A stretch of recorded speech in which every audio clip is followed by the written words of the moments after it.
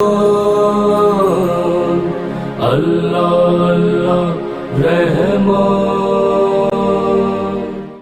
व नसल्ली अला रसूलिल करीम व अम्मा बाद फ़अऊज़ु बिल्लाहि मिनश शैतानिर रजीम बिस्मिल्लाहिर रहमानिर रहीम।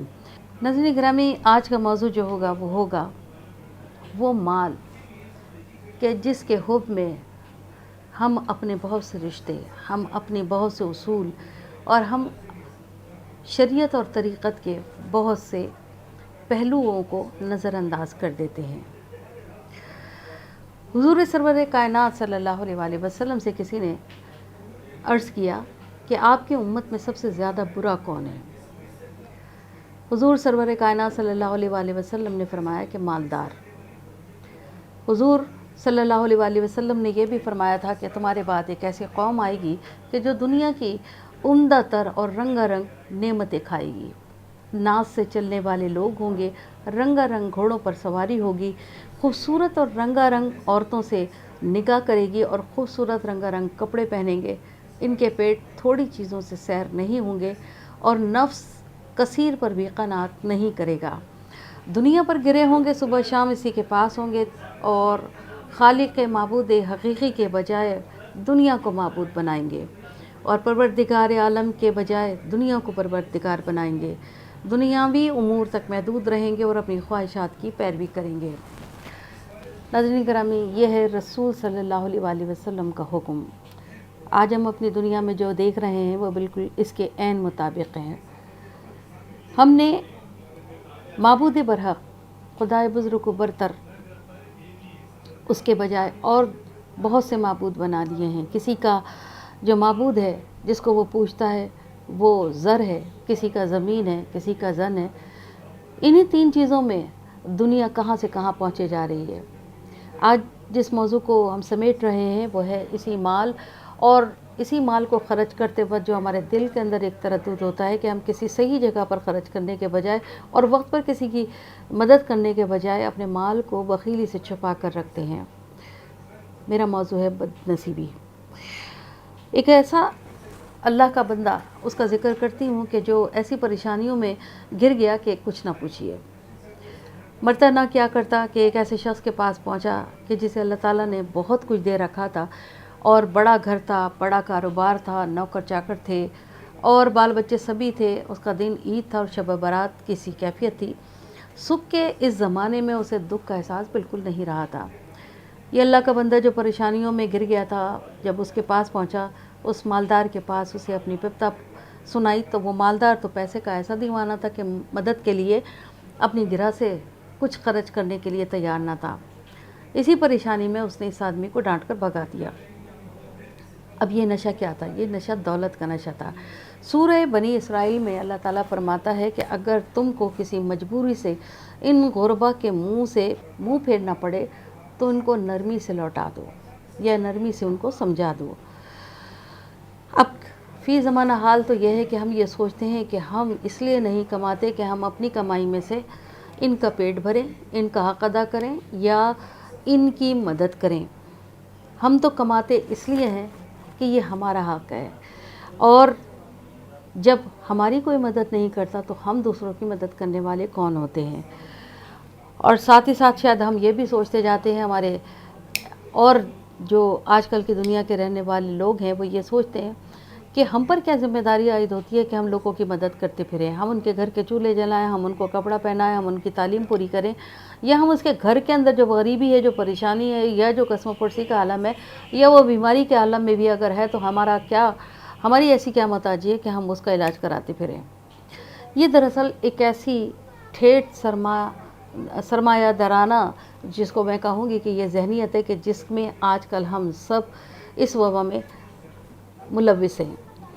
नाज़रीन गिरामी, कम्युनिज़म की जहाँ तक का बात आती है तो वो कमाने में आपको इतना पाबंद कर देता है कि ख़र्च करने को कुछ बाकी ही नहीं रहता, और फिर वहाँ ये सोच भी डेवलप हो जाती है कि हम दूसरों को ख़र्च क्यों करें। उसमें लिल्लाहियत या सवाब का तो चूँकि कोई अमल दखल ही या कोई कॉन्सेप्ट उनके पास ही नहीं होता, तो हमें तो मगर कुरान करीम के अंदर ये बताया गया है कि दौलत अल्लाह ताला की अमानत है।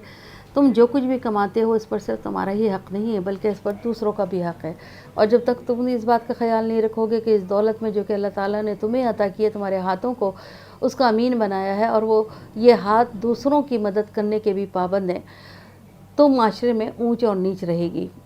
اس لیے کہ اللہ تعالیٰ نے کمائی کو جو کہ آپ کی اپنی ہے اس کو خرچ کرنے کے بھی طریقہ بتا دیا، پابندیاں لگا دی، کچھ ترغیبات بھی آپ کے سامنے رکھ دی ہیں، اور یہ وہی پابندیاں ہیں جو خاص طور پر آپ اس رمضان المبارک میں زکوٰۃ، صدقات، خیرات، فطرہ اور دوسری فلاح کے کاموں میں خرچ کرتے ہیں۔ لیکن صرف رمضان المبارک سے ہی یہ شرط مشروط نہیں ہے، ہم عام دن میں بھی اس کا اہتمام کر سکتے ہیں، اور کسی کو بھی اس کو چھوٹ نہیں ہے۔ اگر اپنا پیٹ بھرنے کے لیے آپ کے پاس 2 لقمے ہیں تو اس میں سے کچھ لقمہ کسی ایسے دوسرے کے لیے کہ جس کا پیٹ بالکل خالی ہے۔ ناظرین گرامی، کہا یہ گیا ہے کہ یہ دینا تو دینا ہی ہے، اس سے کوئی چھوٹ نہیں ہے، اور جو نہ دے اس کے اوپر گناہ گاری لازم ہے۔ ترغیبات جو دی گئی ہیں اسلامی تعلیمات کے مطابق وہ یہ دی گئی ہیں کہ آپ خیرات کریں، آپ صدقات دیں، یہ اچھی بات ہے اور اللہ تعالیٰ کو پسند ہے، اور صلہ رحمی پروردگار بہت پسند فرماتا ہے۔ آپ مدرسے تعمیر کر سکتے ہیں، آپ سرائے تعمیر کر سکتے ہیں، آپ پل تعمیر کر سکتے ہیں، آپ وہ تمام کام کر سکتے ہیں کہ جس سے اللہ تعالیٰ کے بندوں کو فائدہ پہنچے۔ اور ترغیب تو یہاں تک کبھی گئی ہے کہ حکم ہوا ہے کہ اگر آپ کی یہ حالت تنگ دستی ہے تو اس میں بھی دوسروں کی مدد کرو۔ ایک کھجور کی گٹھلی بھی اگر آپ کے پاس ہے اور آپ اس سے کسی کی مدد کر سکتے ہیں تو یہ کرنے کا حکم دیا گیا ہے۔ اگر کوئی مسلمان دولت اپنے پاس رکھ لے اور پھر بخل کرے، میں نے بارہا اس بات کے اوپر پہلے بھی بات کی تھی کہ اگر کوئی دولت ہے اور وہ اس میں بخل کرتا ہے تو نہایت سخت گناہ گار ہے، اور اللہ تعالیٰ ایسے شخص کو بالکل پسند نہیں فرماتا۔ ناظرین گرامی، ہوتا تو یہ بھی ہے کہ اگر کوئی ایسی بخیلی بھی کرتا ہے تو اللہ تعالیٰ پھر بہت جلد اس کا اہتمام بھی کرتا ہے کہ اس سے اس کی دولت کو چھین لیتا ہے۔ چنانچہ جو بات میں شروع میں کہہ رہی تھی کہ جب یہ غریب آدمی دولت مند کے دروازے پر پہنچا اور وہاں سے ناکام بڑھا دیا گیا تو اس کے ساتھ ہی اس کے گھر کی ساری برکتیں بھی چلی گئیں۔ عبداللہ بن ابی اوفا کہتے ہیں کہ ارشاد نبی صلی اللہ علیہ وآلہ وسلم ہے کہ جن میں ہمدردی کا شائبہ نہیں ہے، جذبہ نہیں ہے، ان پر خدا بھی اپنی رحمت نازل نہیں فرماتا۔ ہمت ایک بڑا ہتھیار ہے کہ جس سے کام لیا جا سکتا ہے اور زیادہ کام لیا جا سکتا ہے، اور اگر کوئی شخص ہمت نہ ہارے تو پروردگار کی مدد اگر شامل حال ہو تو تقدیر بھی بدل سکتی ہے۔ ناظرین گرامی، یہ جو پریشان حال آدمی مدد کے لیے کسی کے گھر گیا تھا، کسی دولت مند آدمی کے گھر، اس نے ہمت نہیں ہاری اور محنت پر کمر باندھی، اور اللہ تعالیٰ نے پھر اس کی مدد کی اور اس کا ہاتھ پکڑ لیا اور اس کے دن بہت جلد پھیر دیے۔ وہ بدبخت جس نے اسے اپنے دروازے سے واپس لوٹایا تھا، وہ روپے پیسے کی محبت میں اتنا دیوانہ تھا، اس کا اتنا برا حال تھا کہ کوڑی کوڑی دانتوں سے اٹھاتا تھا۔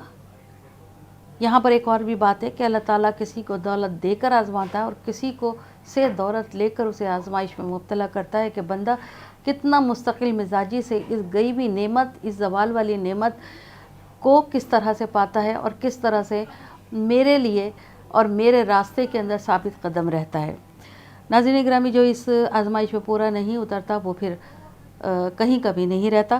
یہ واقعہ جو آج ہماری اس نشست میں زیر گفتگو ہے، یہ ایک ایسا واقعہ ہے کہ جو دن میں، رات میں، ہمارے معمول میں، ہمارے اطراف میں، ہمارے ماحول کے اندر بہت زیادہ لوگ اس کا ارتکاب کر رہے ہوتے ہیں۔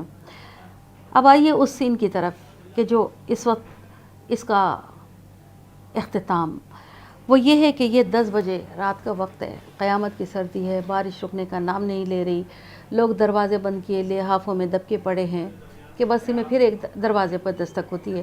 گھر کے مالک نے باہر جا کر دیکھا کہ ایک شخص سر سے پیر تک بارش میں بھیگا ہوا ہے، تھر تھر کانپ رہا ہے اور سردی سے کانپ رہا ہے، اور پھر سب سے بڑی بات کہ کئی وقت کا فاقہ چہرے سے عیاں نظر آتا ہے، اور صرف اتنا کہتا ہے، دروازہ کھلتا ہے کہ صرف مجھے روٹی کا ایک ٹکڑا عنایت فرما دو تاکہ میرے پیروں میں کچھ جان آ جائے۔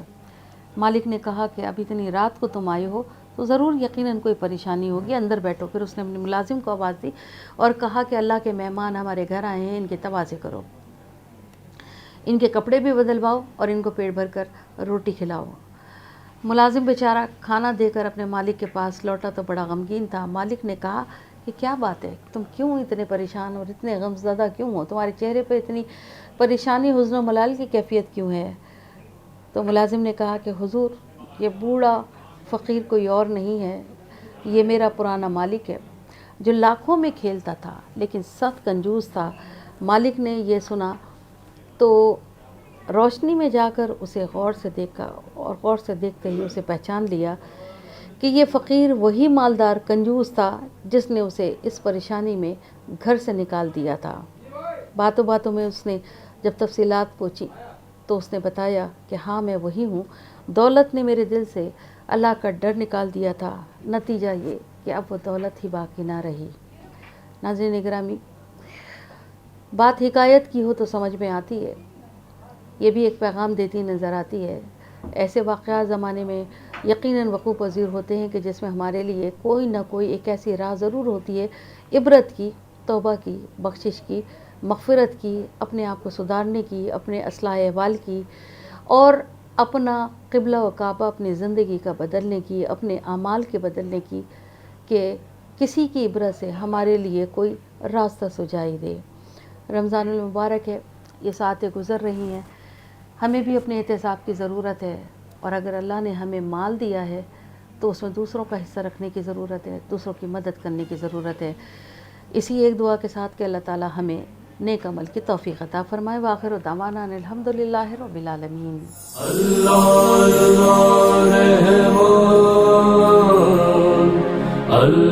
अल्लाह रहमान।